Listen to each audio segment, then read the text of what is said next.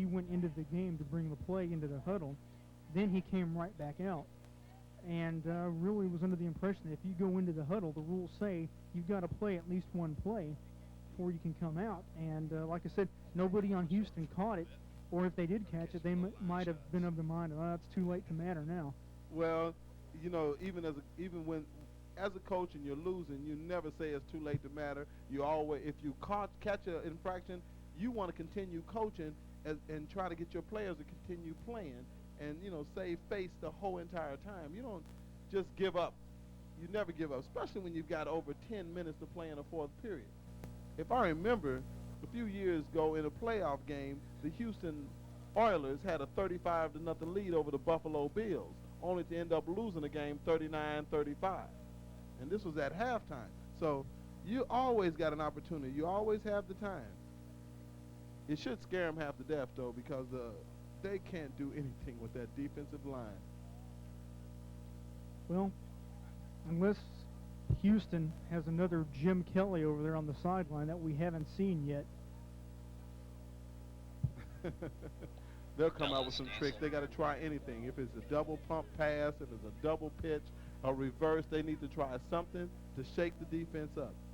Now the Dallas Diesel should have their key players on the bench and some other players getting an opportunity to play. Ladies and gentlemen, just a reminder, no tobacco products allowed in Standridge So, Stadium. final 9.5 minutes to go. Blanchard has this one teed up. Kick is deep, taken by Henderson inside his own 5. He'll bring it out. Brought down just across the 20-yard line. Well, they were down on the defense. They approached it. They watched the kickoff. They went after it. Number 33 had gotten in on the play. And yep, Anthony Rowan's another big special team stop that we see for him. Anthony Rowans and a lot of the players on the specialty team have been keeping this team afloat. They come out to play football, and you find every last one of them wanting to get the hit on the play.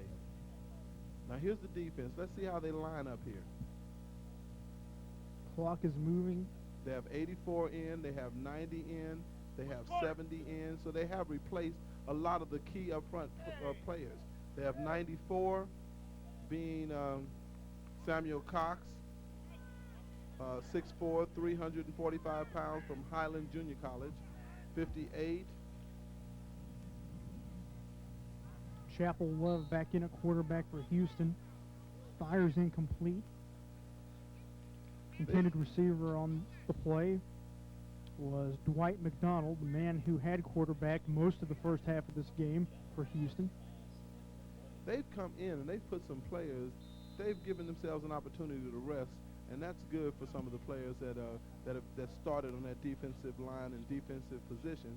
Now you have the second and third teams in there getting their opportunity to get in there. They get in and get their plays off and get some action on the field.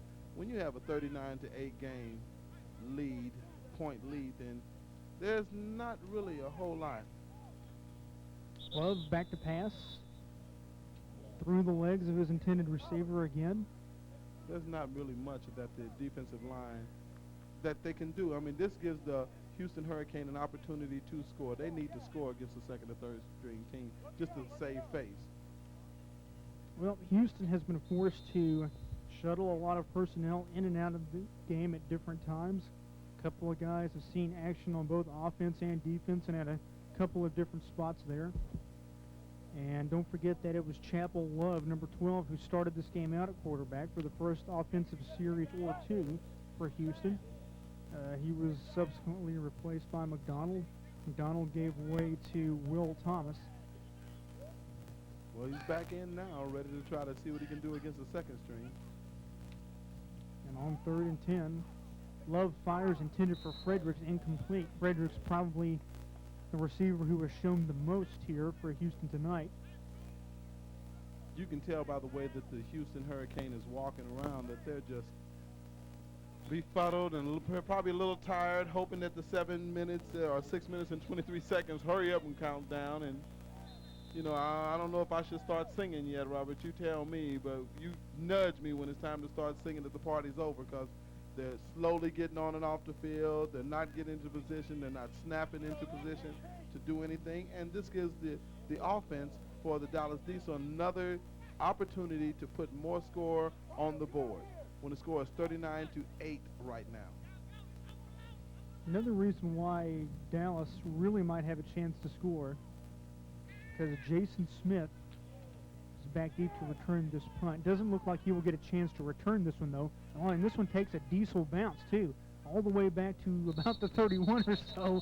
Gar has it down at himself, and he ends up ricocheting in between Albert Jones and a couple of guys, more like a ping pong ball there. Well, he was trying to hit that ball. He had thrown it against a couple of players, you know, trying to down the ball, hit it against someone, so if they hit it against it, he can recover it and go the other way. Ended up doing that, and Albert Jones laid a shoulder into him and put him on his back. That's pretty dangerous for a kicker, isn't it? Yeah, I would have to say so. You don't get in there and amongst the big boys. And as a kicker, you surely don't get in there against a linebacker, especially not Albert Jones. He's been playing key football today. He's played some key positions and done his job well. Looks like we could have a new quarterback here for the Dallas Diesel on this series. And we do. Number 6, Carl Davis checks in. Davis had always been listed as a wide receiver on every roster I had seen, or he'd been listed a quarterback, I should say. This is probably only the second time I've seen him play quarterback, though. He spent most of his time a wide receiver. He promptly comes in and takes a sack for a 4-yard loss. I'll bring up 2nd and 14. Well, you know, we're looking at these players, and some of them, like 71, he's not a starter on the offensive line, and 67, he's in there playing offensive line. They even have number 94 for the he's Samuel Cox. He's in there at offensive tackle. Well, he's a big guy, 6'4", 345 pounds from Highland Junior College. So they're getting their second team an opportunity to play. Let's see how they work it. Quick pass on the far side intended for David Granson. We saw Granson play quite a bit in the first 2 games. That's the first time we called his name tonight. Yeah, he was pretty key. He had a key run and key receptions in the first 2 games, and well, maybe it's practice. You know, you have to make sure you get to practice so that you can keep your position, and then no telling what might have happened. Maybe he's had an injury, and this gives him an opportunity to come back out and prove himself. At least it shows that the coaches are putting the best players at the starting positions. 2 wide receivers split to either side. LaRon Potts, number 3, moves in a little bit tighter. We'd seen him play some action on defense and on special teams. Just about every white shirt that is possible jumped across the line that time. Penalty markers down, everybody pointing at everybody else saying he moved first. Well, they're talking to the defense, so it's an infraction that's going to be against the offense. And the Dallas Diesel, remember now, this is probably the 2nd or 3rd spring. They got a new quarterback in, people playing their positions that they've never.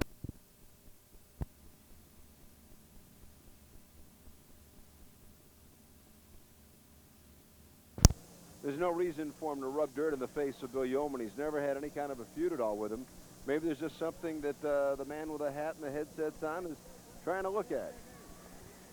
But I'm surprised at them putting the ball in the air like this. 13 minutes and 8 seconds remaining in the ballgame. 36-9 as that's more what I guess you'd expect. T.J. Turner making the stop on Roger Vick. Now, we haven't seen it today, but Valentine, trust 42. me, folks, T.J. Turner is going to be a first-round pick in the NFL. The battle tonight has been won by Williams. 3rd down and 8. In that individual matchup with T.J. and number 75, Doug Williams, who's been the most improved of all the Aggie offensive linemen. Shea Walker, number 85, lower part of the screen. In the slot is Jeff Nelson. Actually, he's at a flank. Murray to throw. Overthrown. That was, I suppose, intended for Nelson, but it wasn't too close. It was closer to the Cougar defensive back, Anthony Young. It'll be 4th down and 8. Todd Shantz back in to kick. 5'11" sophomore out of Richardson, Texas. And there you see some of